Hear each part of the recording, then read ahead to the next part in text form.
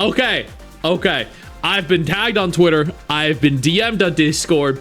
People saying, hey, Stix, what are your thoughts on the Blue Archive content creator event cancellation and the backlash that they suffered? And I'm not very informed on the situation, but that's what we're going to go ahead here and remedy right now. Did they have the original tweet up? Damn. Look at that character. I haven't played Blue Archive in about a year, but I hit max level and I finished the entirety of the game. I genuinely think this is a fantastic gacha game with an incredible story and great character models as well. Wait, Blue Archive influencer is trending. All right. Here is the original tweet, or the original poster that they uploaded to advertise their Summer Skies Promise event. Watch to get Twitch drops. So we had Giguk. The only thing I know about Giguk is he does anime content. I feel like Sea Dog, I actually really don't know anything of. Zentrea, I've never even heard of. And Iron Mouse, I mean, I'm not well enough versed in the streamer sphere to know if any of these people have issues with Blue Archive or the age demographic that Blue Archive targets, because I mean, Blue Archive, as everyone knows, is a game that features a lot of very young characters. I know there are some adults in it, but a lot of the characters are, I think, like high school, academy students. And I don't know if any of these content creators hate lollies or not. Absolutely no idea. But apparently there was so much backlash that Blue Archive, the English Twitter account, decided they were going to make a formal announcement. They don't support Blue Archive. Sea Dog called the Blue Archive community. Oh, okay.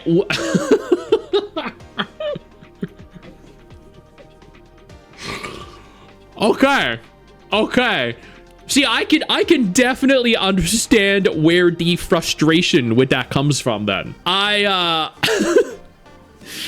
So then what I gather from this is that there are certain content creators that you probably shouldn't include because they have in the past had very poor opinions and made some very damaging statements against not only the game, but also the community. I understand where the frustration and anger then comes from, because it doesn't matter, right? If you like Blue Archive, if you like Nikkei, if you like Love and Deep Space, you love Genshin or Wuwa, it doesn't matter what kinds of games people like. At the end of the day, you don't want content creators promoting it that either don't like the game, don't like the communities, or don't like what the game or the communities stand for. So in this instance, I guess they received backlash because they were promoting content creators that did not like the game or did not like the community themselves, and would be damaging to the reputation of the game, the reputation of the community.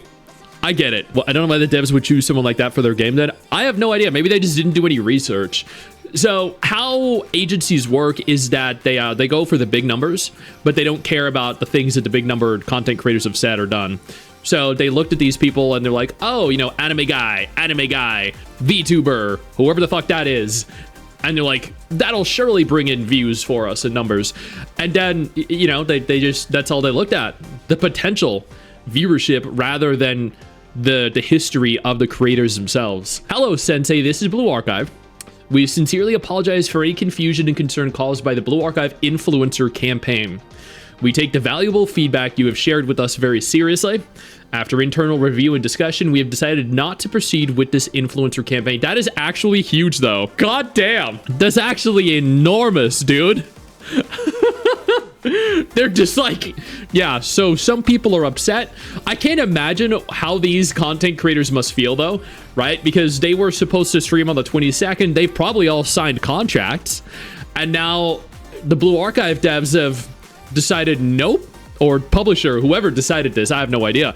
But they've decided to cancel the contracts for each different content creator. That's wild. Because, legally speaking, once a contract is signed, there's a lot that goes into having to actually cancel the contract. As someone that does as many sponsors as I do, it is very difficult for either party to cancel the contract unless there is damning evidence that you know, the agreement cannot be fulfilled, or that the content being offered is going to violate a law, violate a terms of service, or violate the agreement in some form. So they must have paid their lawyers a lot of money, or had both parties, the Blue Archive team and each content creator here, individually agree to the cancellation of the partnership. But either way, that's got to be kind of shitty for the content creators, but I think that is good for the game, because you don't want to bring in toxicity to your game. You don't want to promote toxicity or hate towards your game or your community. So I think this is a win for Blue Archive, but I think that it's also kind of shitty to do to the content creators, especially if this is specifically due to one content creator, not all four. Yo, I don't mean to interrupt the video, but I need to take a moment here to thank all my incredible patrons over on Patreon whose support continues to allow for me to do regular videos like this every single day on this channel. Thank y'all so much, including our YouTube channel members. You guys mean the world to me. So do you guys as viewers as well. Now, without further ado, let's continue. If Giguk has done nothing but enjoy degenerate gacha games, and he is suffering as a result, if Zentreya and Iron Mouse like gacha games with cute characters as well, and are suffering as a result, then that's a shame for them, and it's unfair to them. But at the same time, I'm assuming that everyone agreed and parted and mutually agreed to part ways. I mean, it's a lot of communities, yeah. Life is unfair, so a sucky but understandable situation then. Yeah, so I think Blue Archive had to do something that would appease the most people possible. So this way they keep their community happy, but they offend the content creators, and they probably also offend the content creators' respective communities. So this is the lesser of two damaging options, I think. But ultimately, all they need to care about is their community, because at the end of the day, their community are the ones actively playing the game. Moving forward, we will strive to communicate in ways that better align with the direction of Blue Archive and the expectations of Sensei. We would like to sincerely thank all Sensei who continue to support Blue Archive and share their valuable feedback with us. We'll do our utmost to deliver a better experience and continue improving Blue Archive. Honestly, I believe them.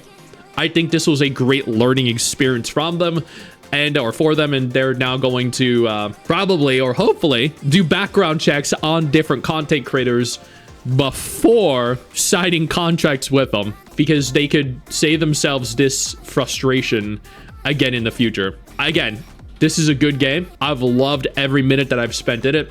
I played it for a little over a year straight, along with Arknights. They were like 2 games that I played every day for an entire year. I think the studio itself they handle the game very well. They're very generous, and I have nothing against any of the content creators. I know literally next to nothing about any of them because I watch very few content creators. But again, like my general thoughts, my sentiments on this are, if you're going to hate on a game, don't accept sponsorships for it. 1, because you're only going to damage their community. 2, it makes you seem a little weird, right? It's like if I hate on, let's say, Nikke, and then I insult the entire Nikke community, and then after insulting them and hating on them, I decide I'm going to accept money from them to promote their game. That to me is disingenuous, and I think personally would call into question the legitimacy of my criticisms then, because I am willing to change my thoughts and my opinions purely because I'm being given money. So I think that's my opinion. That's my thought process. Don't accept sponsors for games that you don't like or for communities you don't like. I mean, you know, if you're a millionaire, you don't need to. And good on Blue Archive for stopping this before it got bad. I think this is a win for them. I think this is a win for their community, but it's definitely an L for the content creators in their communities. Community was also angry they didn't use content creators known in the community. That is another concern, but at the same time, that just doesn't matter. Studios don't care about their content creators. Studios care about content creators bringing in new people. So content creator sponsors would attract new players, not current players. Exactly. Like, look at it this way. If I am a dedicated Arknights creator and people watch me for my Arknights content, if they pay me $10,000. Cool. That's great for me. But I'm already there. People already know me, and my community is already playing the game. Now, if I am an Arknights content creator and Path to Nowhere sponsors me, and my Arknights community hasn't played Path to Nowhere, which is another tower defense gacha game, I would then by covering Path to Nowhere, provide a new avenue with which for the game to acquire additional viewers that were outside of their original pool of players, because my Arknights viewers are now checking, invested in, and trying out Path to Nowhere. So by having a community that is not already playing your game from a content creator that is not already playing your game, you have access to more people. So by sponsoring me for a game that I already cover, like, that's just a waste of money. That's just bad business. So sponsoring people that don't cover the game has the potential to bring in new people, which will subsequently, just by extension, spend money on the game. There's less incentive to sponsor the dedicated content creators, the new content creators with untapped audiences. Yeah, it's why all the sponsors reach out to bigger content creators that aren't already going to cover their games. It's like the Arknights content creators are already going to cover Arknights Enfield, so they're reaching out to all the Wuwa content creators, all the Genshin content creators. It's why Wuwa, instead of sponsoring Wuwa content creators, instead reaches out to Genshin content creators and Honkai Star Rail content creators, so they can pull in content creators and their communities from other games. It just, that's how it works. I know you think that you just hit the end of the video, and technically, yeah, you have. And I know your first reaction is to close out of it at this juncture, but don't. No, instead, I urge you to take a moment here and click one of the videos on screen that are coming up in just a moment, so you remain up to date with everything going on in the gacha genre. Trust me, you're not going to regret doing so. Stay flaccid.